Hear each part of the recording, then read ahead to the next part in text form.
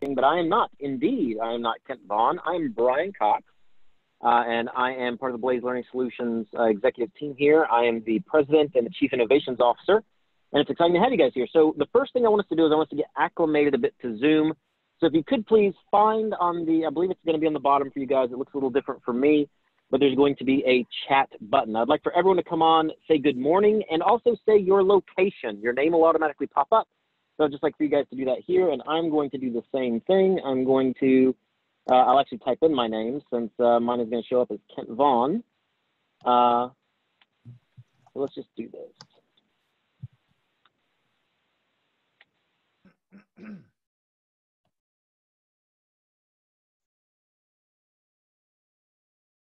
Oh, and they scroll fast with this many people. My goodness, people are everywhere.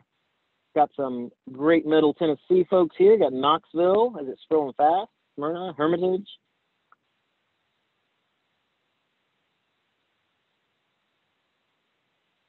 Ashland City, nice.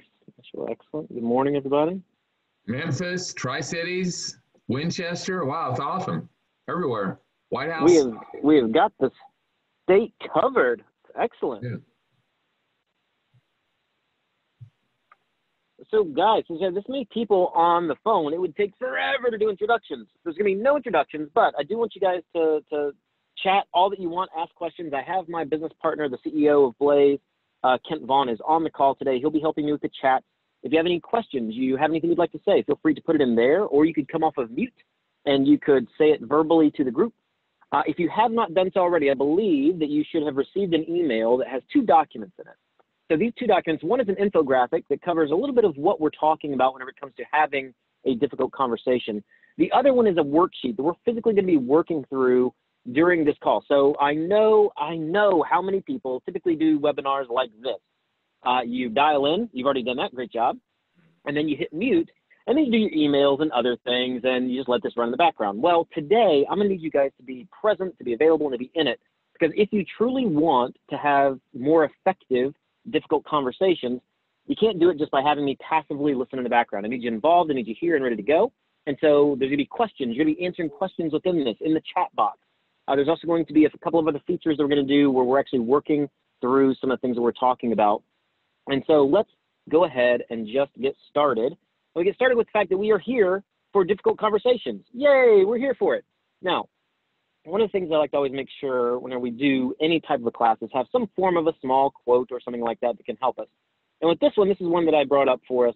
It's sometimes the most important discussions are the toughest to have. Now, I'm going to start right now with our second chat. We already did the one good morning. The second one is going to be this one.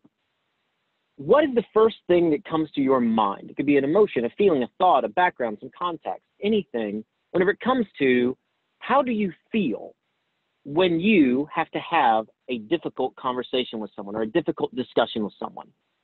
What's the first thing pops in your mind?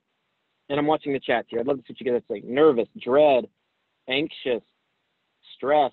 Got a lot of nerves going on in these. Absolutely.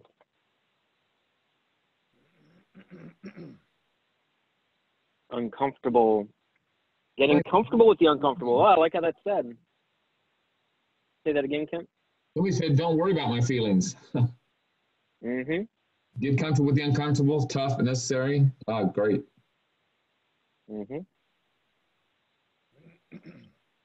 A lot of uncomfort, and I understand that. I really do. Oh, that's a good one, Zach. So is this conversation going to change our relationship? Now, obviously, right now, we are doing this for TBI.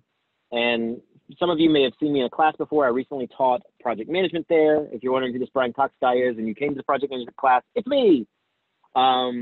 Great to be with you guys again.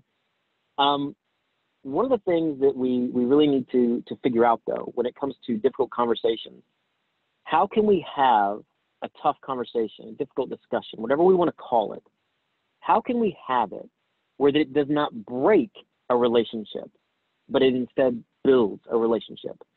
And yes, I'm talking about work. I'm talking about home, personal relationships. I'm talking about our personal lives. Difficult discussions do not take place in a singular area. We've probably all had a tough conversation in our personal life. We've had them in our work life. And so the tools that we're going to talk about today are not one-sided. They actually apply to many areas of our lives. Now, most of this we will keep in the context of a work environment, but I do encourage you to think about some of the context that could apply in your personal life. Because again, these skills are transferable, and that's what we want to focus on, is ensuring that we are getting these things to be applicable in our life. And as some of you who do know me, my goal in life is not just to train content and hope that people hear me. That's not the point. The point is to be able to give content to people that can help impact positively and change their lives. And this content is one of the most important contents I feel like that most people can have in their day-to-day life. If they can internalize it, they can understand it, and then they can apply it to actually have more effective, difficult discussions. So with that, let's move into our outline for the day and what we're going to be talking about. So with Blaze, we always have a key 3 or a key 4. And the key 4 for today, we're going to go over this. It's what's the end result that you're trying to achieve. That's going to be a big key that we're going to talk about. In fact, I would say it this way. Half of our day, or our 90 minutes, will be spent before you ever get into a room with someone to have a difficult discussion. The pre-planning or the planning and preparation piece is going to be as important as the discussion itself. We have to ensure that we are thinking very clearly beforehand and understanding, number one, what is the end result that we're trying to achieve? Number two, what are the facts as you see them? And I'll get into that deeper as we go through. What's going on, which is really finding out their side of the story, and then where do we go next, meaning action steps. There are very few examples I can imagine of a difficult discussion that will end without action steps if it's going to be effective. Where do we go from here? Because once you have the discussion, you then have to ensure that after the fact that it is a change that takes place in both people's lives to a certain degree. So let's go into number one, step one. We have to identify intent. Now, the first thing we're going to talk about today is going to be, what is your intention? Now, if you look at the worksheet that was sent to you guys today, you're going to notice there's something on there. The very first question is, what is the outcome I want from this discussion? So let's think of it this way. I use a funny story, and I'll use fictional characters to make it a little bit less internalized for anyone. But I'm sure that most of you have probably heard of or seen the show I Love Lucy. Now, in the show I Love Lucy, there are two primary characters. There's also Fred and Ethel, but there's Lucy and there's Desi, okay? Or Ricky, I guess as he is in the show. Lucy and Ricky. So let's imagine for a moment that we're watching that show, and Lucy and Ricky are having an argument. They're upset with one another, emotions are high, and they're going back and forth. Anger. Now, all of a sudden, Ricky says something that he doesn't mean. Or maybe we'll say he didn't mean to say it out loud, right? He'll say something like, God, you're acting just like your mother. Now, in that moment, something is going to happen internally with Lucy. Okay? More than likely, it's going to, because he comes attacking at her, one of two primary outcomes. Number one is she's going to withdraw. And that could be emotionally withdraw from the relationship. It could be physically withdraw from the room. It could be physically withdraw from the room to go get a weapon or a book to throw. Who knows what it might be. But most people are not going to take that very well. Either way, what's going to happen is a defensive mechanism is going to come up. The other option is that then she's going to return in kind, and that she is going to, come back hard with something mean to Ricky. Like, I don't know, like, well, at least I'm not a, hussy like your mother, or who knows what it might be. Here's the point. At this moment, it is going to devolve into an emotional mess, for lack of a better word. It is going to get bad. It is not going to resolve. I'll put it this way.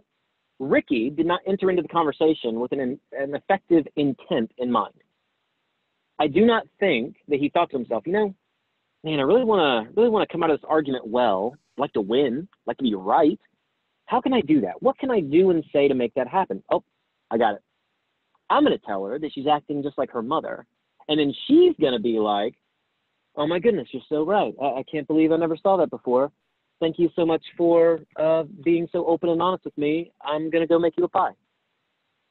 No, that is not what happened. He reacted solely out of emotion, not thinking about the consequence, because he was just in it for the wrong intention. He was in it to just win, and he did not think through it. What I want people to do is to refocus the concept of intent in a difficult conversation. Let's take a work example. In the workplace, perhaps you have an employee who is not performing up to expectation, or constantly coming in late, or is, just not doing the job well. If you're going to have a conversation with that person, what should your intent be? Now, in the chat box, I'd like for you guys to let me know, what should your intent be whenever you have an employee who is not performing up to the level that they should be? What should be your intent in having that conversation, the desired outcome?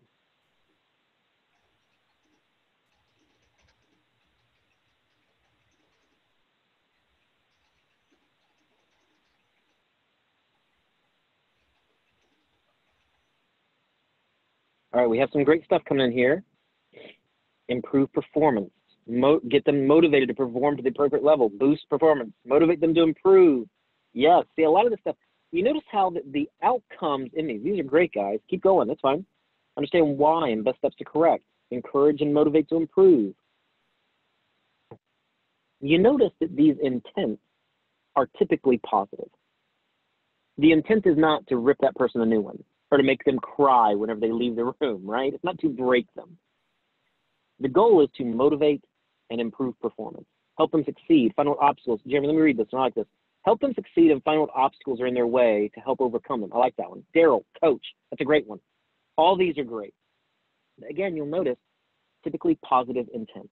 Now, the reason why we talk so much about intent and about really gaining clarity on it before you ever enter into the room is because if you just try to wing it, and by the way, I know a lot of people who try to just shoot from the hip. A lot of leaders do this. They think, well, I'm a good leader, I'm a good boss, I'm a great talker, I can just show up and it'll all work out fine, I'm sure. Unfortunately, what happens many times in that is because they are underprepared, where we go as humans is we tend to go to an emotional place. We can take it personally. Even in the workplace, I see this happen where that people can romanticize the job sometimes and romanticize their role a bit to where that then they take it personally whenever someone is not doing what they need to be doing. Typically, the outcome of that then is that they take it personally, they get a personal emotion attached to it, and then they can react out of emotion. And what will happen then is that situation will devolve into, as I've said before, a mess. So what we want to do instead is we want to take the time, the mental energy and effort really, to be able to ensure that we are going through in our minds before we ever into a tough discussion or a tough conversation. And we physically say, what is our intent? Now, there are many times, by the way, where I will then take this into the discussion. And this is how I lead the discussion. This is how I open it. See, my intent of this conversation is to help you succeed and find what obstacles are in your way and help you overcome them, as Jeremy said. That's a great one. People need to know the intent. Unfortunately, what can happen is at times we can just say, hey, I need to meet with you at 4 o'clock. And it might be 9 a.m. when that happens. And that person has 7-8 hours to be able to sit and think, oh my gosh, I'm in trouble. Oh no, this is bad. I need to come up with every excuse. I need to come up with every thought. Oh no, this is, and they start getting nervous and anxious and they come into the room emotionally charged already. Instead, what we can do is that we can be a little bit more, clear with our intentions. And by the way, one free bonus tip. Free bonus tip is, I don't think it's typically effective to say, hey, we need to talk about performance at 4 o'clock, or we need to talk about your performance tomorrow. That gives too much anxious time for that person, and it causes a huge amount of stress, and it starts the meeting off pretty negatively to begin with. So typically I would say, hey, figure out a way to effectively schedule that meeting and ensure that you're actually being able to bring them into it without the emotional charge going into it. Now, once you identify your intention, and this might be very similar, but then what does success look like? And really what I'm talking is if your intent is to help them succeed, find what obstacles are in their way and help them overcome them, success looks very much like that, right? It's to get them back on track. Now, one of the things that I typically talk about with success in a difficult discussion is something along the lines of the 3-month rule, we'll call it, right? 3 months after we have this conversation, is that employee more engaged being a part of my team, or are they less engaged being a part of my team? I want to build them up. And I'll use this term quite a bit in any type of a leadership scenario. Whenever you are doing anything, is your intent to build the person or the team or the culture, or is it to break the person, the team, or the culture? And unfortunately, many times we have difficult discussions that break instead of build. Your focus, your intention must be on building. And success has to look like that. And your intention must be genuine. Now, as we think through being genuine, what I mean is if you write down on that worksheet, oh, my intent is to help them be successful and overcome obstacles. But really in your mind, you're like, God, I'm so tired of this person. Man, why won't they just quit? I wish they would transfer. I wish they would take another job. Oh, I wish they would apply for another position. If that is your intent, if that's your real internalized intention, it's going to show through. You have to be able to internalize your intent and be genuine with it. Otherwise, it'll come off clunky and juvenile, and typically people can see through it. Most people are aware enough to understand whenever someone does not have their best interest at heart.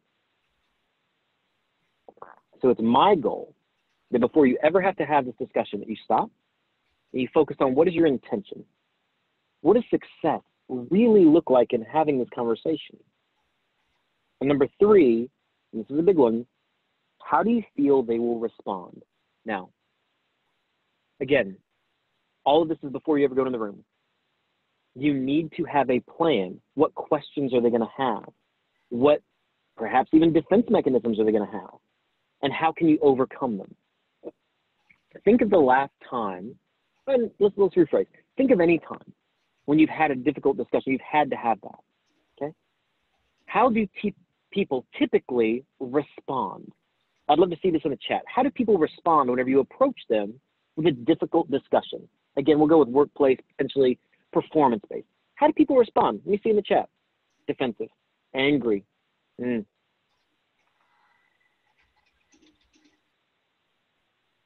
On edge, defensive. Yep, absolutely. Embarrassed.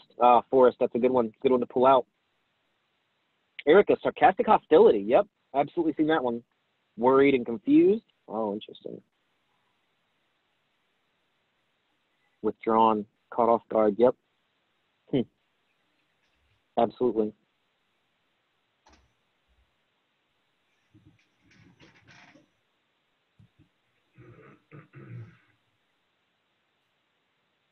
Reclusive. Emotional. Guys, these are great things to be able to take into consideration as we do this. Because we know going in that people could very easily be defensive, nervous, emotional, surprised, angry, frustrated, concerned, all of these different things, defensive, all of these different things they can come in with. Now, one of the things I talk about in so much of life, and this is so funny, most of my life, I was not a planner. And I'm very open about this. I taught time management for, almost 10 years, honestly, at this point. And I'm not a planner. Like my inborn characteristic is not that of a planner. I'm a talker. Now, I've been in leadership positions now for over 17 years. And early in my leadership career, I thought basically that, I'm a talker. I'm a trainer. I talk in front of hundreds and thousands of people at times. So I can just, I can just wing it. I can just do it. I'm that good.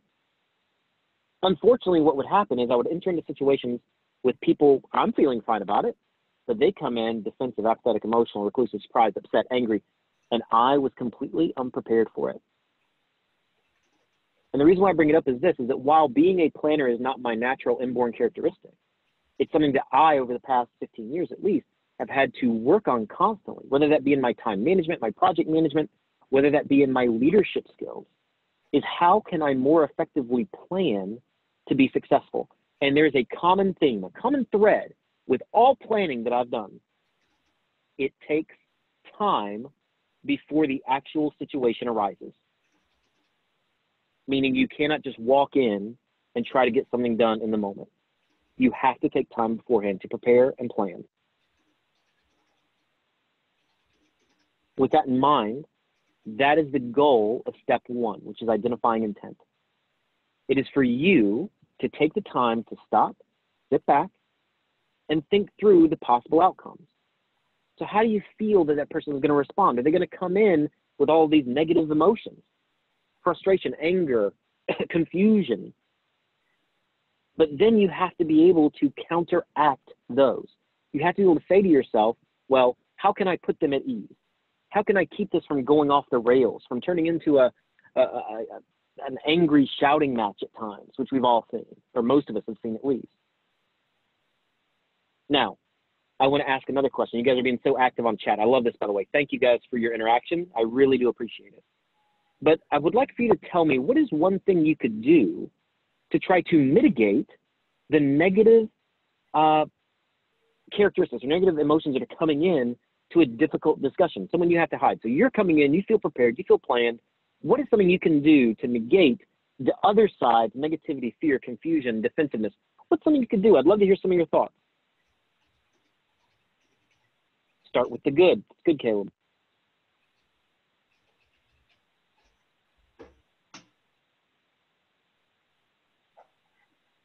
Yep, offer something positive like this. Give them a heads up on what's going to be coming.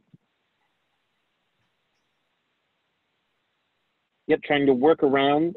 Man, it's moving so fast. I love it. Move this down a bit. There we go. Okay. Anticipate what they may say or how they're going to react. Give them a heads up. Yep. Preface your discussion with positives. Absolutely. Oh, Ramona Smith. This is a great answer.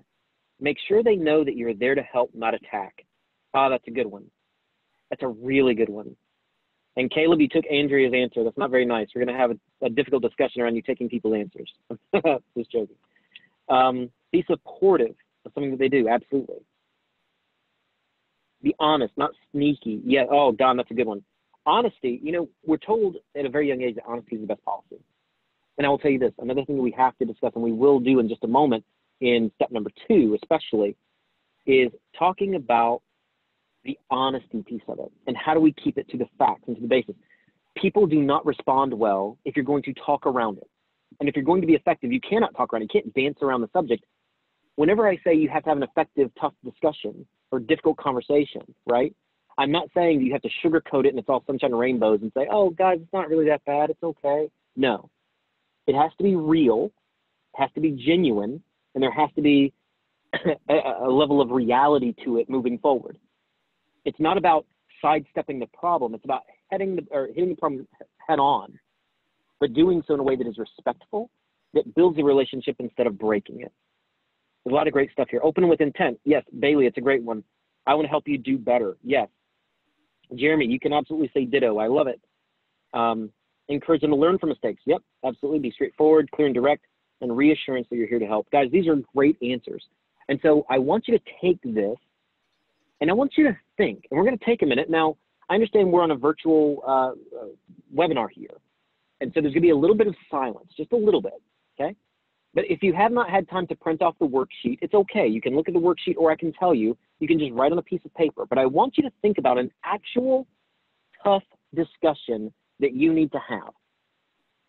Or maybe one that you've had in the past and you want to rehash it and make it better. That's fine. But I want you to take a real life scenario for you, for when you might have to have one of these difficult discussions. Think of the person, think of the situation, the actual things that happen. And I want you to write down these things. What is your intent? What should your intent be with this conversation? And what does success look like? And then I want you to just write down a few things. How do you feel like that they're going to respond? And how can you basically give them a more peaceful introduction to this conversation? How can you negate some of the negativity, anger, frustration, the defensiveness? So I want you to take, we're going to only take about 3 minutes because I don't want to lose you guys, okay? Trust me, not my first rodeo, I'm virtual here. It's 3 minutes, and I want you to write down how you would have this conversation now that we're talking about planning it in the future. So what you want to document is this: what's your intention, what does success look like, and how do you feel they're going to respond, and therefore how you could actually help set them at ease. If you have any questions, I'm monitoring the chat. I have a timer on right now for 3 minutes, and go.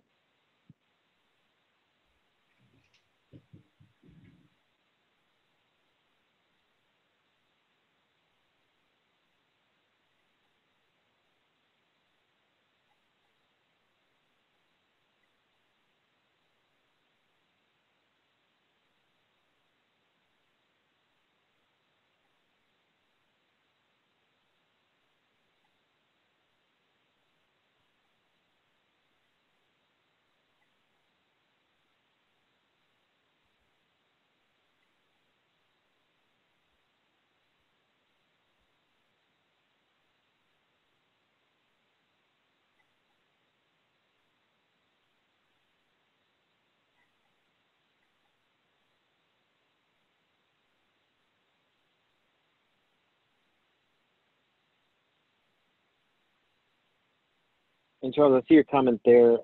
You have no idea how to approach it. If you feel comfortable, you can tell me a little bit more. You don't have to. But what I find typically is whenever we start off and we're not sure how to approach it, that it's even more of a necessity to take the time and pre-planning to figure out exactly how we can, because ultimately we have to. If it's a difficult discussion that needs to be had, is a real important one in our lives, work or personal, it's going to happen eventually. And the longer we put it off, typically, the more risk we put into it with it being negative, because our emotions will build, our resentment will build, our anger will build. And it's hard for us to be able to effectively guide that conversation to be effective.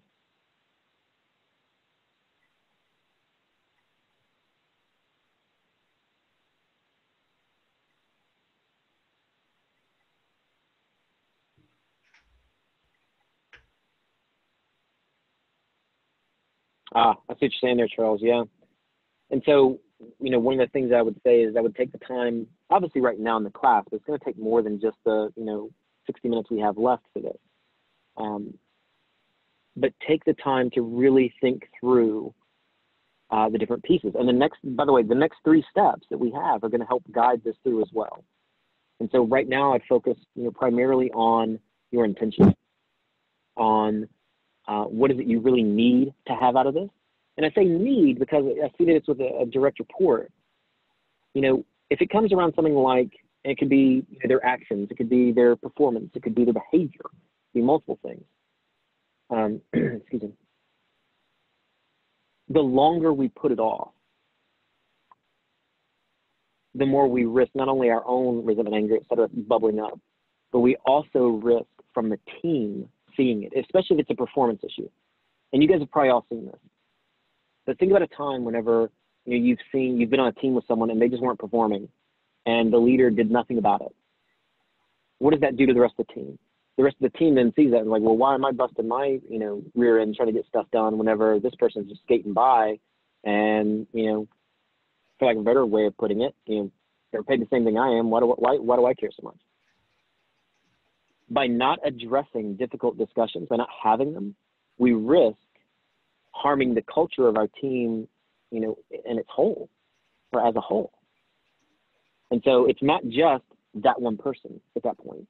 It's all the people who can see it and who struggle with the fact that, why am I trying so hard if they're not?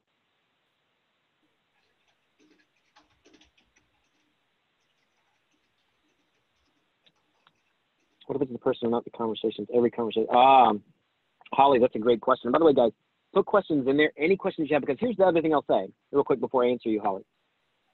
What we're giving you is a simplistic 4-step process. The process is simple. It is. The action of performing it is not always going to be simple. And I don't want to belittle it in any way, shape, or form. These are hard things to do. That's why they're called difficult, right? And so while the process is going to be there for you and you can follow it and you can help it, there's always going to be side things that could happen. So if you have anything like, hey, well, what if this happens? What if this person does this? Make sure that you bring those up to me. I want to discuss them today. And so for this one, what if it's the person and not the conversation? Meaning every conversation with that person is always difficult. There are people like that. There are some folks that are just more difficult to deal with. It could be the abrasive personality. It could be differences in locale. I'll never forget. I used to work for one of the 4 major railroads in America, CSX. And during my time there, it was right after what was called the Conrail integration. Conrail was a railroad that was in the Northeast. A lot of folks from New York, New Jersey, et cetera.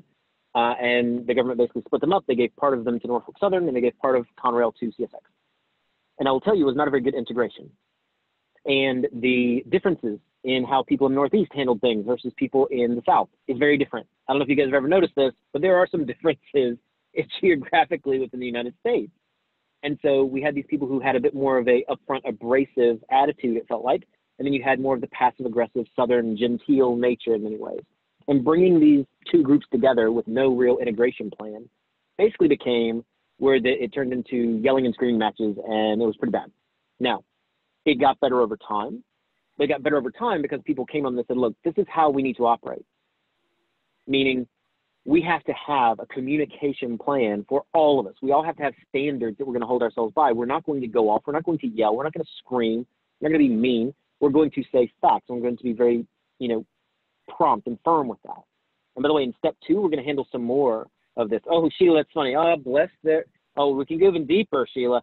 Bless their pea-picking little heart. But whenever you have someone who, especially it sounds like they may have more of a confrontational mentality, what you have to do is make sure that you are on guard. And step number 2, by the way, is going to go over dealing primarily with facts. And the best way I find to deal with people who are more confrontational is ensure that you're staying fact-based, not emotional. If you give in to your emotional side, it's going to escalate the discussion. It's not going to be a positive. So you have to maintain, we can use emotional intelligence with this as well. There are 5 pillars of emotional intelligence, and the first 2 are self-awareness and self-management. And so being aware of how you could respond to someone being confrontational is important, but managing your emotions in that situation is going to be of the utmost importance to be able to effectively have a conversation with that. And Gregory has coming here. So what is the best approach when on the receiving end for discussion and want to go back and rehash the meeting to get better clarification discussion? Okay, so great question. So what's the best approach when you're on the receiving end and you want to go back and understand better? My personal advice, and Kent, you can hop in if you choose. My personal advice on that is to have a very similar plan to this. Plan for what you want out of it. If you're seeking greater clarification on what it could be to be better performing or personal life, there's many scenarios, then you need to go in with what is your intention and be able to say that right away and be able to discuss, my intention is I want to be the best employee. I want to be, more effective in this, role in my life. I want to actually be better. And many times I might even start with a thank you, like, thank you for bringing this up to me. It may have been something you weren't even aware of. It was in a blind spot. But I wasn't really aware of it, but I want to be better. I want to be maybe the best at this, right? But I'm not sure that I have clarity on how to do so. So can we have a discussion on what next steps I could take in order to be more effective in this? Okay. So, excellent. With that, keep your questions coming. Keep them coming. And Sheila, I'm glad I made you laugh. Oh, no, Margaret. Now, Margaret has a big one here. What if the other person is not open to the conversation? So this is going to be intriguing because then this is really going to start, we'll call it, bifurcating the lives. If it's a workplace scenario, well, there's not a lot of options, meaning the conversation needs to be had. Now, it depends on a few other things. Are they a peer? Are they your boss? Are you their, leader? So there's a lot of scenarios that can be played in with that. If they report to you, they're going to have the conversation. And it's on you to say, hey, look, I'm not trying to make this a bad thing. This is something that we need to talk about. It needs to be discussed. And I have a plan for us to have this conversation effectively. Now, if it is with your boss, it might be a little bit more eggshell walking. That could be, plausible. But the same thing. Hey, I really need to have a discussion around this. I have a couple of things I'd like to discuss. Are you open to that? Same thing with a peer. Now, if it's in your personal life, and I've seen this in a lot of personal situations, and I'm not going to get too deep into the relationship coaching piece today, which is something I also work at a bit. The necessity is just as great to have the conversation in the personal life as well.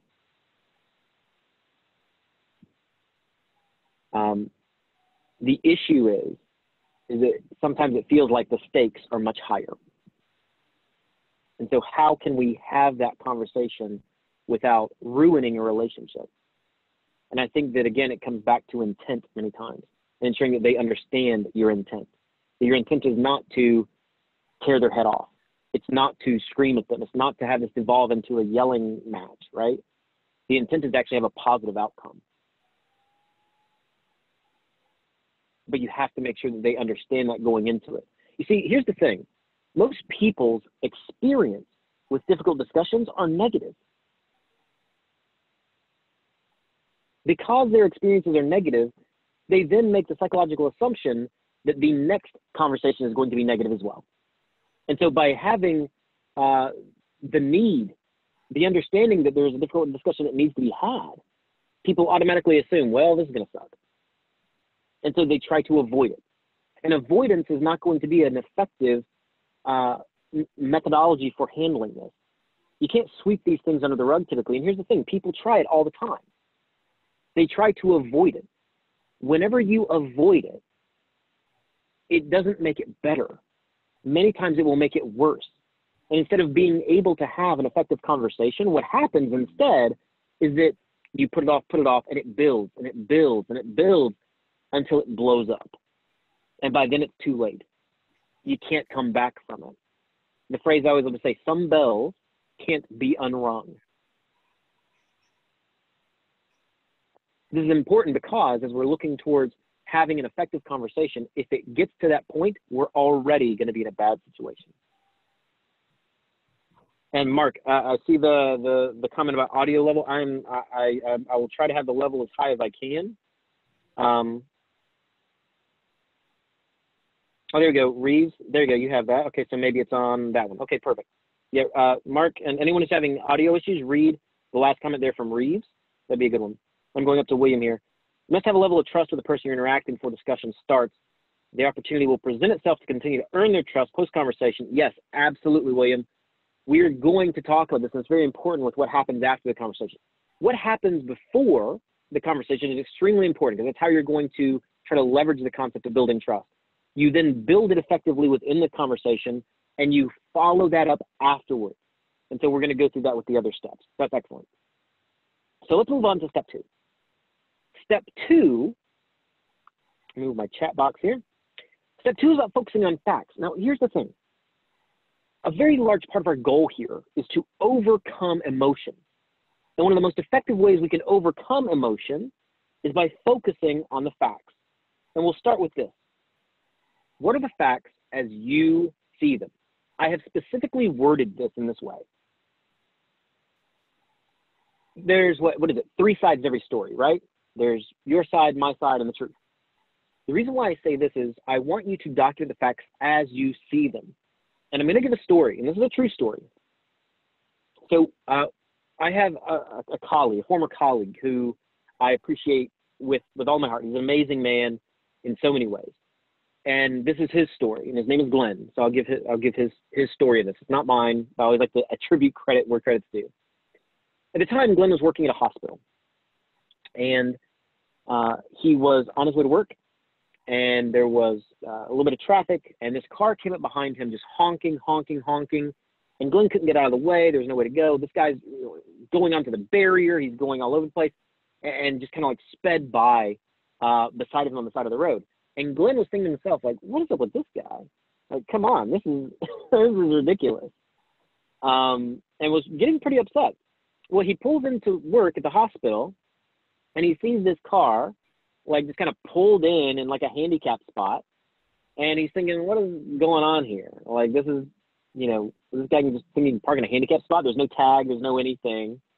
And he goes in. Now, here's the thing. What Glenn was thinking in his head was Glenn was thinking, okay, I saw this guy honking his horn at me, which I take offense to. I don't like. He basically almost hit me, threw gravel on my car by going on the, you know, side median over here, parked in a parking space that's, you know, meant for, you know, handicapped people. And, you know, what in the world is going on with this guy? It was horrible. His facts were those. His facts, as he saw them, led him to believe that this guy was, I'll use a nice term, I won't use the term he used, not a nice person, okay? So Glenn goes into the hospital, and he talks to the security guard and says, hey, there's somebody parked in a handicapped parking spot that doesn't have a plate on it. We need to get them towed. That's the first place he went. That was his truth, that he was annoyed and just angry at this person for what he perceived to be rudeness. I was sick. Then he went to the ER. He said, hey, because he kind of had this idea like, oh, maybe something bad has happened here. He goes to the ER, and he finds out that the person who was in that car was actually trying to transport his young child to the ER because they were having an allergic reaction where they closed off the child's airway, basically. His facts were jerk, honking horn, parking in a space shouldn't be, super annoying, can't stand this person, don't like them, I want to get them back, I want to have their car towed. That was his facts. There's a phrase that people use, and this is always interesting to me. but perception is reality. I've never liked the phrase, never cared for it. And part of it goes to this.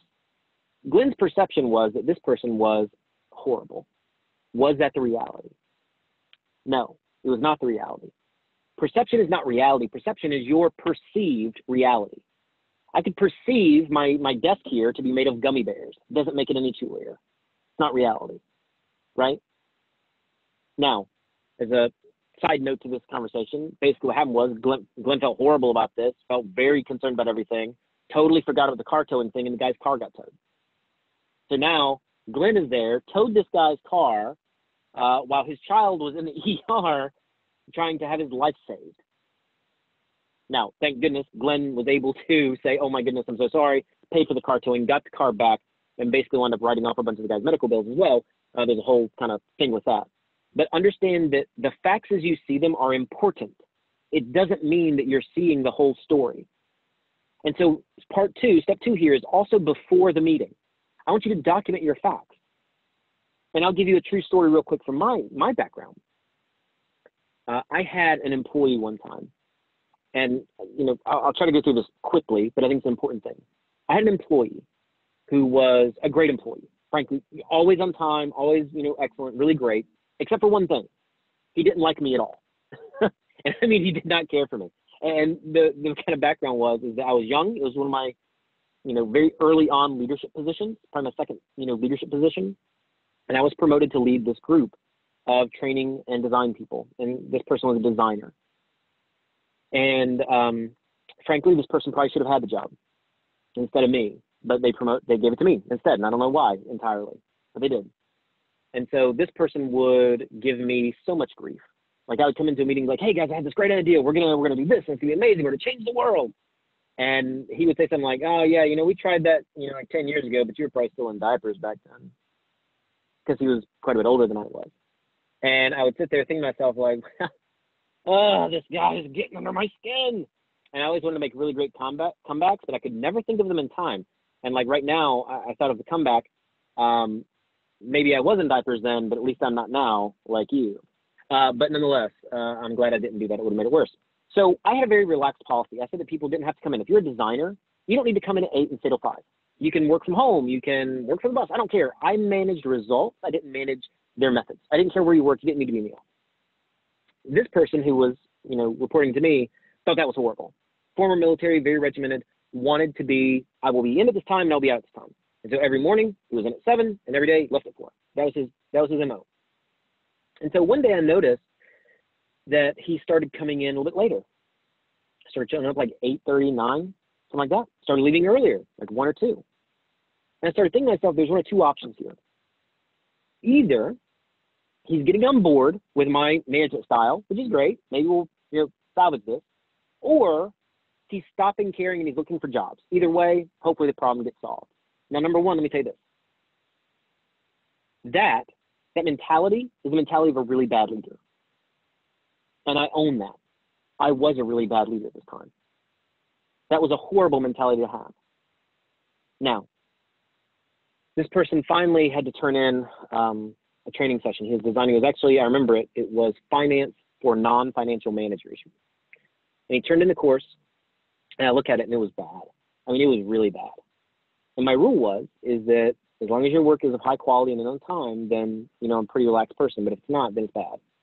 And so I take it to my boss, and I say, look at what he did. This is horrible. I got to have a talking to with him. I'm going to write him up. And I just started going off. I was angry because I felt like it was a slap like in my face, right? That this person was doing this. My boss, thankfully, his name was Bob Gary, came to me and he said, Brian, you need to calm down. This isn't his typical MO. Something must be going on. And he sent me away to do the next 2 steps, the step that I'm doing right now and the next one.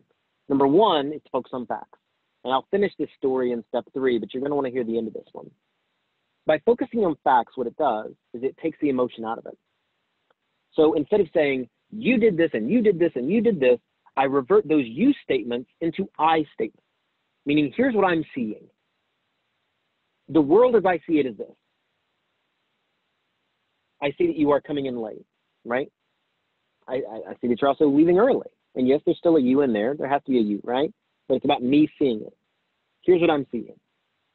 I'm also seeing that it's affecting the rest of the team. I'm also seeing that the work that was done was not to the standard that we need. It didn't meet the criteria, given by the client.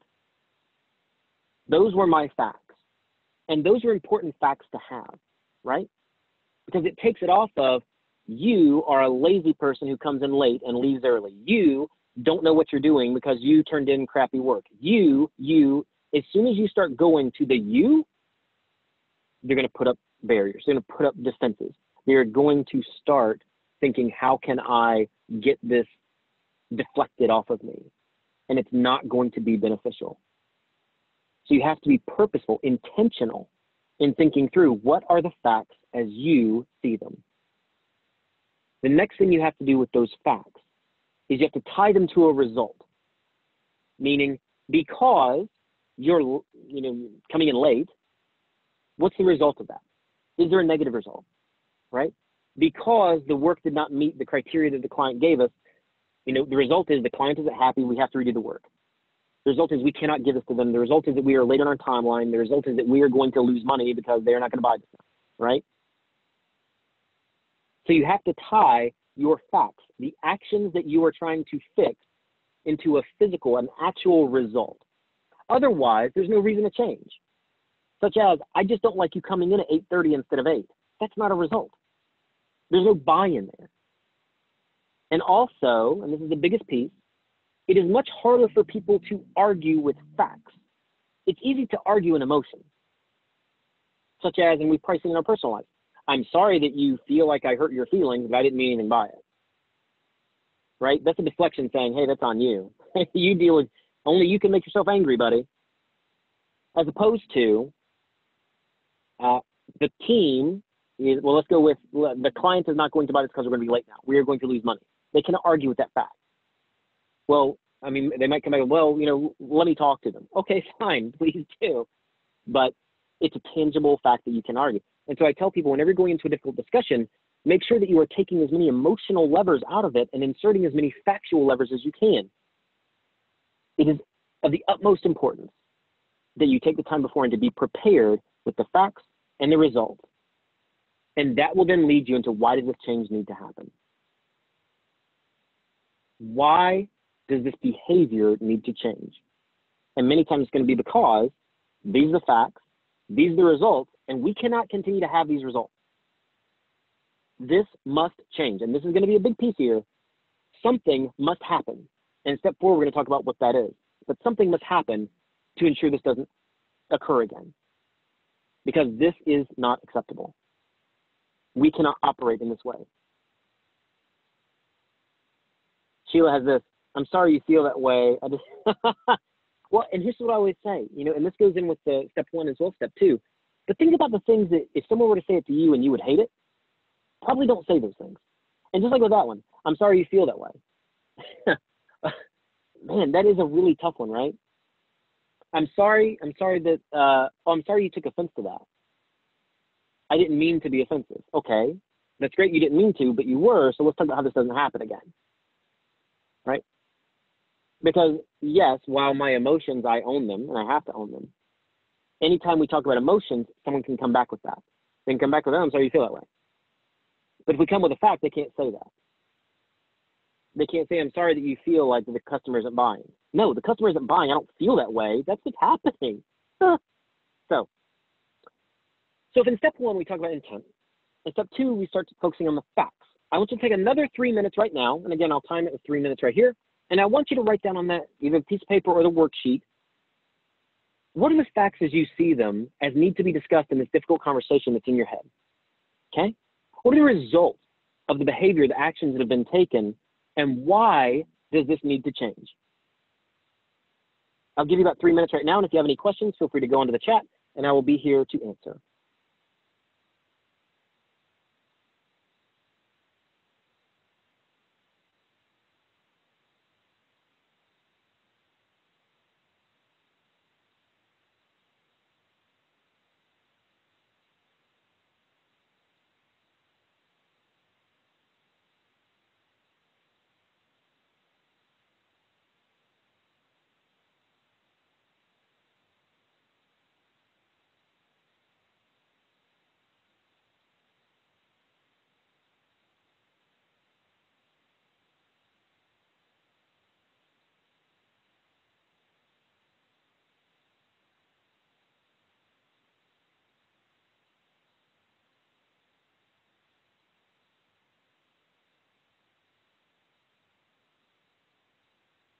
And again, any questions you have, feel free to put those in the chat.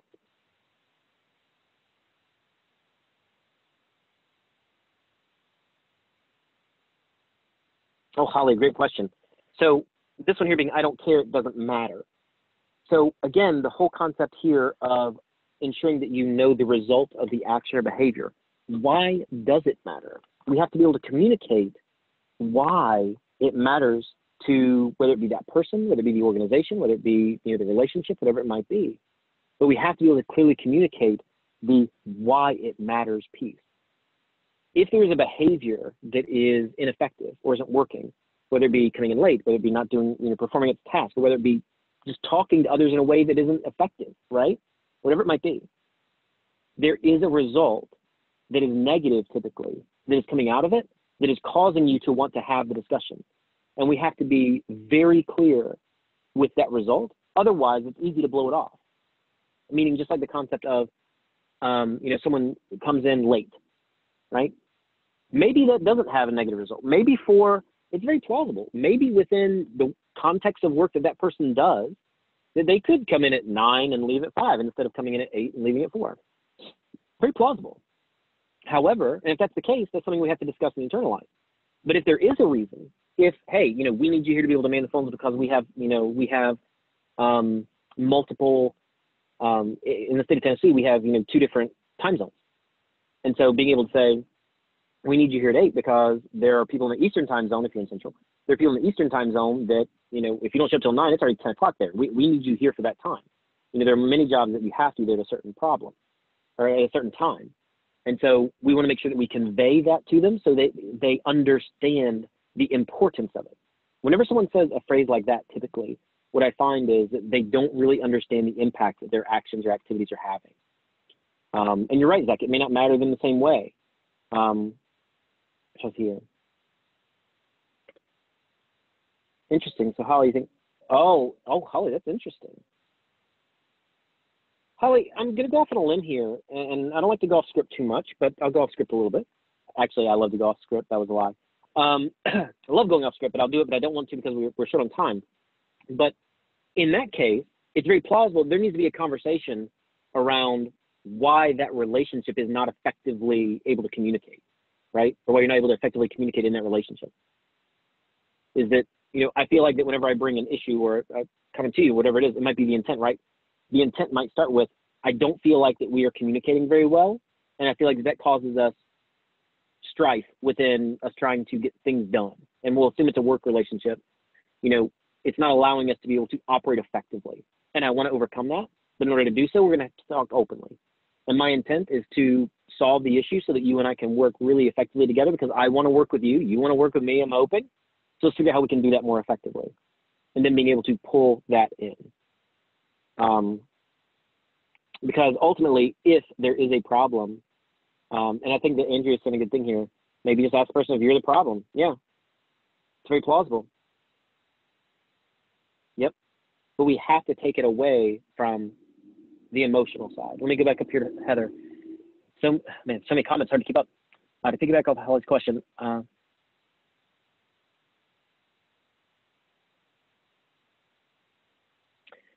oh man, Heather, I've seen that one. The putting the hand up dismissively. I've seen that one. I don't care. I'm over it. I have seen that one. And depending on, again, they don't work for you, they're in place. Again, I think that, and I wish that it were so easy that we could just say one magic phrase and it was fixed. Unfortunately, that's not the case. This could be many different ways to go about it. Many different. One of the ways, though, I think is to be respectful and honest and say, actually, it does matter, and we have to handle this. This isn't something we can just blow off.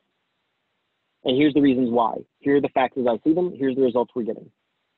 And this is why this cannot continue.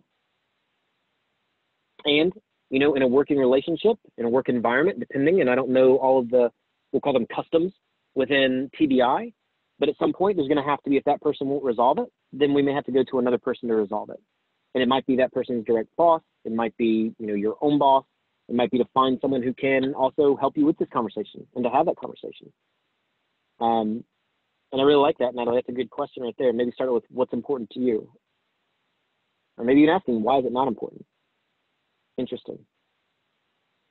And Andrea, I agree. You have to be blunt.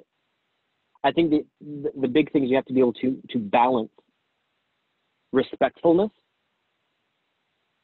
and bluntness. Meaning you have to be honest, but we can be honest in a nice way. And a lot of the way that we do that is by moving away from the you statements and onto the I statements. Again, taking it factual versus emotional. If you focus on the facts, it makes it much easier to be able to not refute it.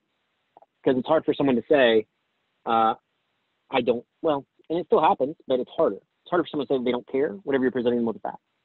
I call it the logical proposition.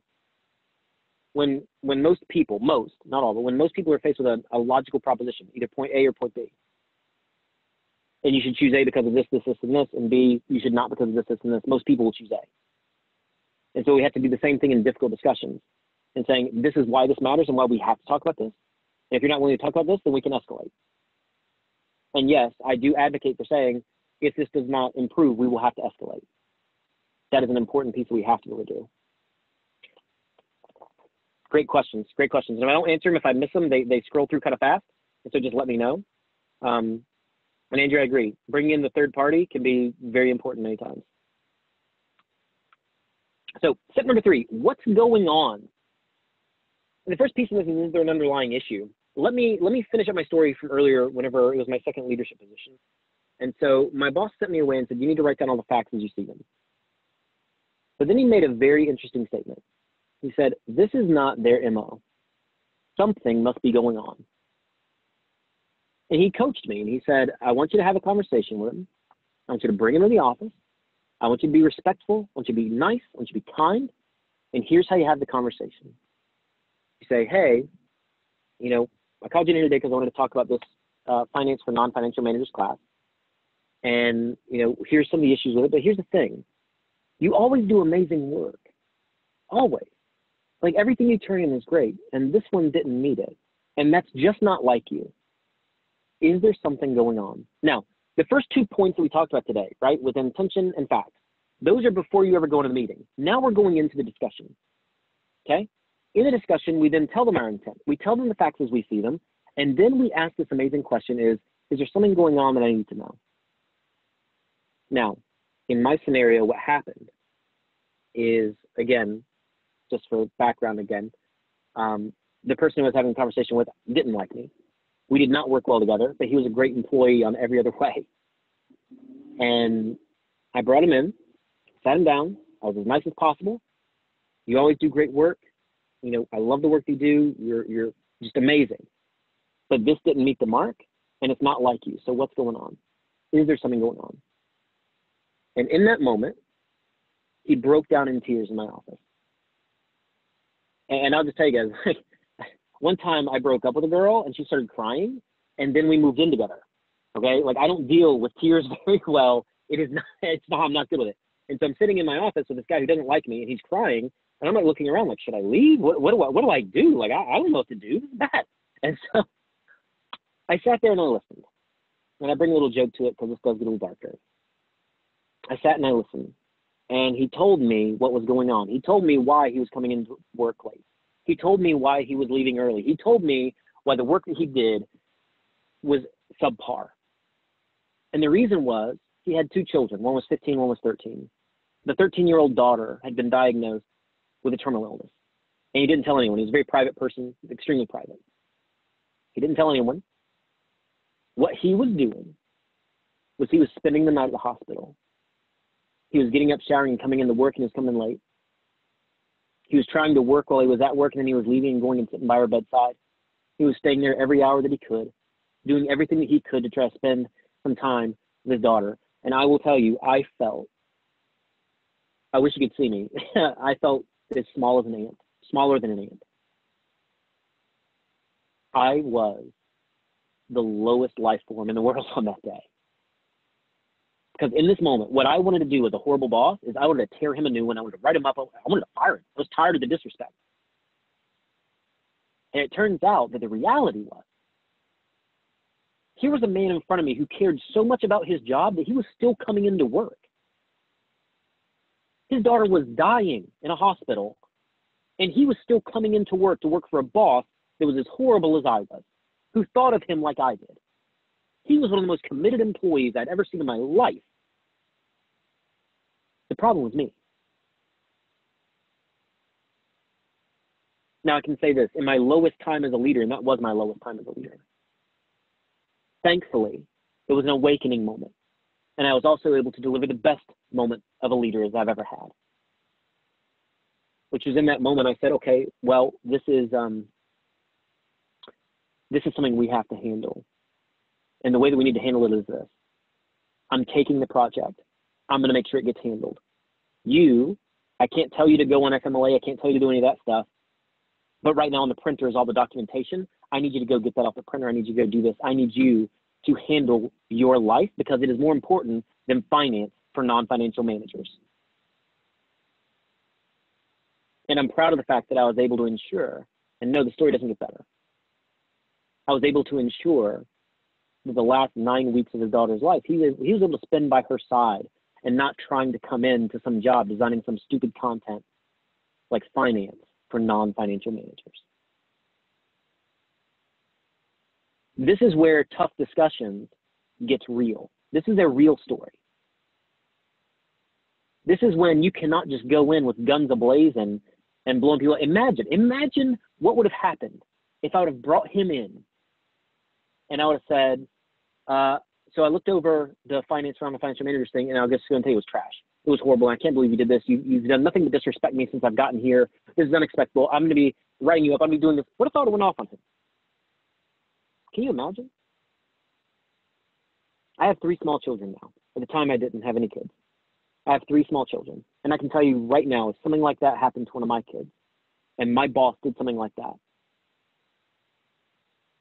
I'll put it nicely, he would have been filling a position because I would not have been there.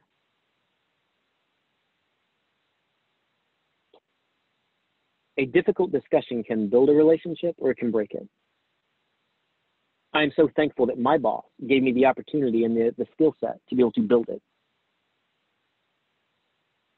About 13, 14 weeks after this, the employee came back to work. The first thing he did was hug me. Over the next 10 years, he and I still talk at least once a month, at minimum. Whenever I first moved to Tennessee, he and his wife came and visited me. I bought a farm in Tennessee when I first moved here. They came and stayed on the farm with me for a week. He wound up coaching me to become what I believe is to be a great leader. He became somewhat of a mentor to me. And more than that, we became friends. All because that tough discussion was handled effectively. It was a slight break away from becoming a horrible conversation. But because I was able to take that out of it, show empathy, and be able to ask the right questions, it was different. I went in with my intent. I knew what my facts were. And I also knew that this wasn't typical and something must be going on. And the simple question of, hey, what's going on, made a huge difference in the entire conversation. Because sometimes, yes, there might be an underlying issue. Now, I hope none of you ever have to experience a scenario like that. So let's take it to a more typical scenario, right?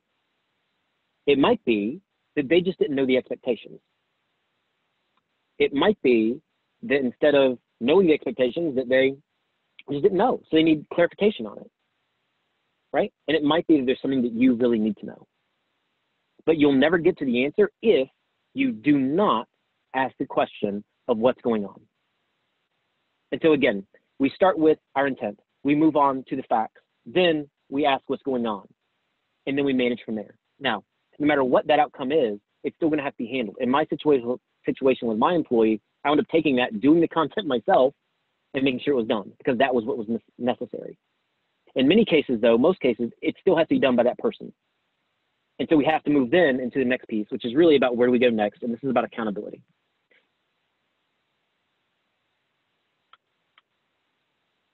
Whenever we think about accountability, there's really 3 things. And by the way, my computer is about to die and it's not going to charge. So I'm going to show you the next 3 steps. It's next steps, accountability, and then results and consequences. So if it dies, I can still talk through it. The concept here is this. Once we figure out What's going on? Okay, well, you just didn't know the expectations. Okay, great. Well, let's lay out the expectations. Let's clearly define them now. Or maybe it's, oh, you know, I had some stuff going on at home. I understand, but we still have to be able to get these things done. We have to then put in the next steps piece, saying, where do we go from here? And a lot of that is going to be about, okay, when are you going to have it done by? What's the milestone? The other piece is accountability, saying, I would like for us to check in weekly to have a quick conversation, 10 minutes, about where you're coming with it. Is it going well? Are you able to complete? Now, if we can do this, then the big key here is being able to then say, okay, I have accountability to you. So if I'm having the tough conversation, if it's me, I have accountability to that other person that I'm going to check up with them. Because remember, if my intent is to make things better, to actually have things be more effective, then I want to make sure that they understand that I am actually there with them by their side. Hey, this isn't just about, hey, you go do the work and bring it back. It's saying, you know what, I'm going to help you. I'm not here to micromanage and monitor, but I'm going to check in and see if there's any barriers, make sure you really get it. If there's any questions you have, I want you to know that I am here. I want to be accountable to you to be there for you. I am not having this conversation to set you up so I can fire you, is really what I'm saying. I'm trying to have this conversation to set you up for success. And that means I'm here for you. So clearly define the next steps. If it's, you know, coming into work on time, if it is turning in their project work, if it is getting a project done on time, if it is, you know, effectively interacting with their peers, whatever it might be, identify the next steps. Do not leave the meeting without identifying next steps for both parties. What must they do to get it back to an appropriate level of performance? And what must I do in order to check in with them while not micromanaging? And then, yes, we also want to talk about results, consequences, and we could say praise, right? If this is not completed, there is a result, a consequence is going to happen if it's not done. If we do not get this back, then it's going to be a formal warning. Or if we do not get this on track, then we're going to lose this client and it's going to be a problem. If we do not get this back, what is the result? Okay. If we do fix it, if you do a great job on this, we get it back on track, I also want you to know that I'm going to give you praise as well, a well-earned praise for getting it back. Because I want you to know that I'm here for you. But you must understand that while I'm here for you and I want your success, you have to do the work to get there. And that there are consequences if you do not actually get it back to where it needs to be. And so at this point, one of the things that we have to think about is the flow. And the flow is we start by ourselves, understanding and internalizing our intent, documenting the facts. What's going on, right, is what we ask in the meeting. We ask them, hey, is there something going on? With the understanding that just because something is going on does not negate, potentially, it does not negate the fact that it has to be done. And then finally, we wrap up with having accountability on both sides of the aisle. I'm accountable to you to ensure that you're getting done, and I'm helping you overcome any barrier or obstacle that gets in your way. And you are accountable for doing the work and ensuring that we are fixing this issue. And so with that, by the way, guys, and you have the documentation on your worksheet, and you also have an infographic that kind of walks you through each of these pieces, I would like to know what questions do you have that I might be able to answer when it comes to having a tough discussion or a difficult conversation, right? What questions do you have? Because there's so many things that could happen. So I'm going to look through the chat here. By the way, Kent, I see that Caleb needs the forms sent to him if possible.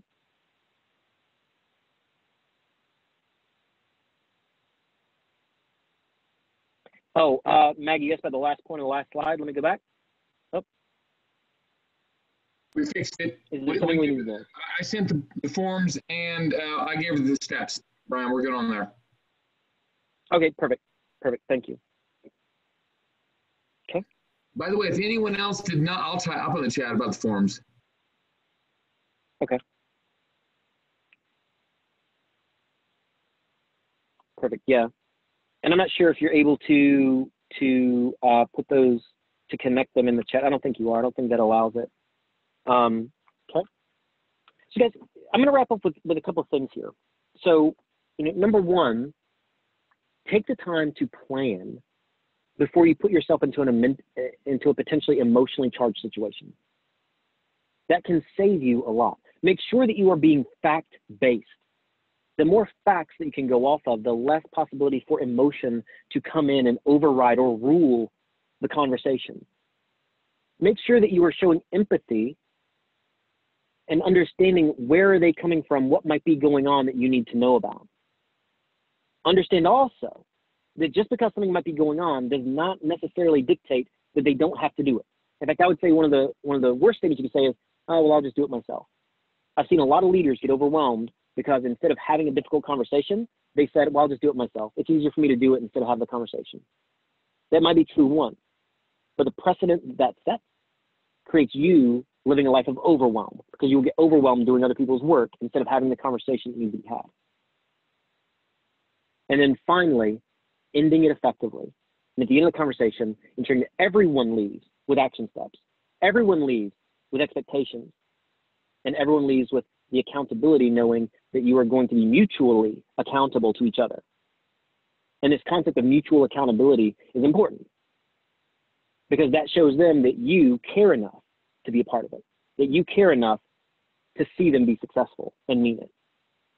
And if you do this with authenticity, you do this in a genuine way, it can dynamically change the relationships that you have in your work and personal, etc. And it can build teams. It can build relationships instead of breaking them. And the final slide I have here today, guys, is this. Is that if you have any questions, you can absolutely talk to us. Anytime you can talk to us. You can email me directly at brian.cox@bps3keys.com, or you could also email Kent Vaughn, Kent.Vaughn, as you guys can see his name on there, KENT.VAUGHN. You can feel free to email him directly or myself for any questions you have. But I'm here for you guys right now. What questions you have? What else would you like to know? Because obviously, you know, a 90-minute session, you can only cover so much, right? And so what other things would you like to know or discuss around how to have effective, difficult discussions? I am here for you guys right now to listen to that and to answer any questions that I possibly can. And you can put them into the chat. I'll be here to see them.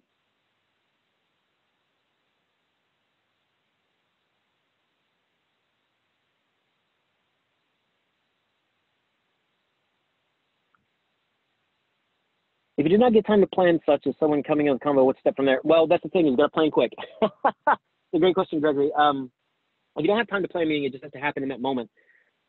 What I would say is I would say, if at all possible, try to then either take a minute to yourself to do it, or you might have to do it in the minute. You might have to do it in the moment and be able to say to that person, you know, I haven't really had time to plan for this, but we need to have this discussion and we need to have it now. So my intent with the discussion is this, and tell them the intent. You're gonna have to come up with the intent in the moment. If you're having to have it that quick, you probably have some facts as to what's going on. You say, this is the facts as I know them, but I need to hear what's going on from your side of the story. What's going on? And then be able to move forward from there. This can be done extremely fast and very rapidly. And by doing so, you know, obviously the preference is to always have, 30 minutes to be able to plan it beforehand. That may not be possible. So we have to live in the world that we're in. And for many of you guys being officers, or potentially out there, right? You're having to have tough discussions with potential, people who you are investigating, and it may happen in the moment very quickly. And so I would say have a plan or a methodology for what you are going to say. What are some of the go-tos you need to have? How can you diffuse someone who is defensive right away? And I'm sure there's some training on that and how you guys can do it. But I would say try to have a basis methodology for how you diffuse defensiveness quickly, and then implement that. And you may have to go off script. You may have to deviate in the moment due to the situation, but have what I would call an overall plan for how you diffuse the situation fast. Gregory has this question. Should you just stay emotionally uncharged? A great question. And I'm going to take that. It might be a little bit different than what you're trying to say, but I typically try as much as possible to take emotions out of it because I make better decisions when I'm logical. I am, however, a very emotional person. I'm a very passionate person. You can probably hear that just from my excitement about training, right? I'm passionate about training and development. I love it. However, whenever I'm designing content, it would not be in my best interest to design content based on what my passions are. It's in my best interest to design content on what the needs of the people attending the training are. And so even in that situation, I try to understand I have the emotions, be aware that I have them, but understand that I have to manage them and I have to act in accordance with what is the best option from a logical perspective. Andrea, do you think that understanding individual personalities is necessary before having those difficult conversations? I don't think, Blaine will say, yes, I think that it helps to be able to understand their individual personalities. We don't always have that opportunity though, you know? And so we kind of have to have somewhat of a blanket methodology that we can then go off of. What I tell people is this: it's much easier to deviate from a script that you already have than to just make it up as you go. Meaning you have kind of a baseline, a center line of this is how I would typically handle things. And then you can easily deviate from that, as opposed to saying, well, I just figure everyone out as I go. So my thought would be, yes, try to understand their personalities. If you have someone who is more, we use the term, you know, meek or humble, right? They're quieter, they're an introvert. It's very possible that an introvert will handle this conversation much differently than an extrovert. So understanding that will absolutely guide the conversation. But a lot of it will still be baselined off of, I still need to make sure I know my intent, but the way that I present it to an individual will be different. In the case of introvert, extrovert, an introvert, they may not actually say what they're thinking. So I need to ensure that I'm giving them an opportunity to process it emotionally or mentally to then be able to have the conversation with me effectively.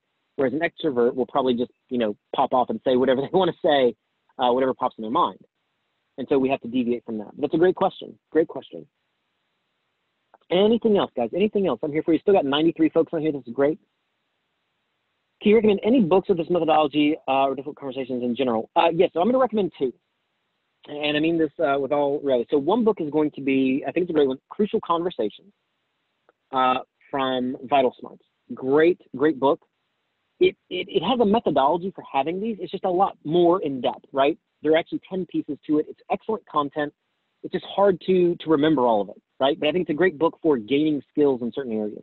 The other book I would recommend is going to be called Emotional Intelligence. I think it's actually Emotional Intelligence 2.0, because I think that emotional intelligence covers a large swath of this that is extremely effective. And the more emotionally intelligent we can be, and I'll give you the 5 pillars, by the way. I mentioned 2 earlier.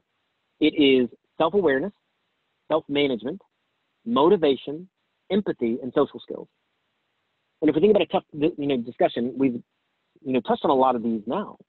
Are you self-aware enough to know how you emotionally react? Are you self-managing yourself well enough to be able to manage those emotions effectively? Do you understand other people's motivation as well as your own? Are you able to utilize empathy with others? And are you able to have the social skills and actually direct the conversation effectively? I would say that the emotional intelligence book would probably be an extremely valuable piece. And the name of the first book, Melissa, is Crucial Conversations. It's around how to have conversations where emotions can be highly charged. It's a good book. Okay. And email those sent to us. Yes, I'm sure that I'm unable to do it right now, but I'm sure Kent can email those books, and he might have something he would add as well. But I'm a huge, huge fan of the emotional intelligence or EQ context within so many things as a leader. If you're a leader and you're listening to this call, I will tell you, we offer emotional intelligence classes, and we very possibly might be offering some. We'll talk with Ernie Ricketts about it. I think that's on the list of potentially doing. But I would say, whether we do or not, it is a wonderful, wonderful concept to learn about. The more emotionally intelligent you can be, there's a direct one-to-one correlation. You will be a better leader. The more emotionally intelligent you are, the better leader you will be. It is a direct one-to-one. Oh, good, Kendall. Yeah, you've seen it. Yep. So that's by Goleman and Boyatzis. And so Dr. Boyatzis actually was one of my professors in college. It's where I got introduced to it about 15 years ago. 19 years ago. Cheapers. Getting old. But amazing book, wonderful concept, wonderful content. And there are a lot of thought leaders right now who are saying that emotional intelligence will be the #1 defining characteristic of success as a leader over the next decade. So I highly, highly recommend the book. Okay. Thomas, you would like the PowerPoint slides for this webinar? I'll see what I can do. I can probably get the PDFs to you. I can probably get that done. I will, again, I'm not at my typical computer, so I'll get with Kent on that. But I think we can get that. Okay. If there's any other questions, please feel free, ask. You got me. You have me, I'm here. Any questions you have? Thank you guys so much. And I'm sure that we're going to be doing more webinars. So I hope you guys sign up. Make sure you register for the new one. Tell your friends about it. Make sure that people know this is an amazing resource that TBI has provided for you guys. In my opinion, granted I'm biased, but an amazing resource during the time that we're going through right now with the coronavirus. I think it's an amazing gesture by TBI to say, hey, we still want to give development to our people. And so thank you so much, Ernie Ricketts, for having us here. We are extremely honored to be able to do this. And thank you guys for showing up, and thank you for your activity. Thank you for actually being involved in this. I know that taking time out of your day can be hard.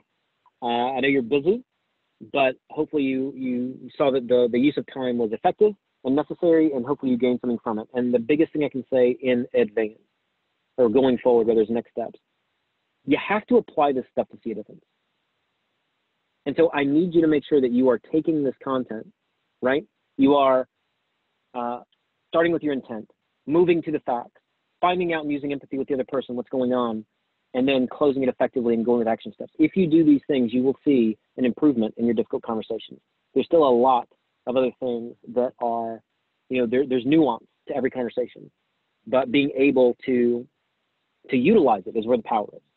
And so I encourage everyone, if you have any questions or you're going to have a tough conversation and you're like, hey, I need some help, email me. My email is on the screen. You can see it, brian.cox@bps3keys.com.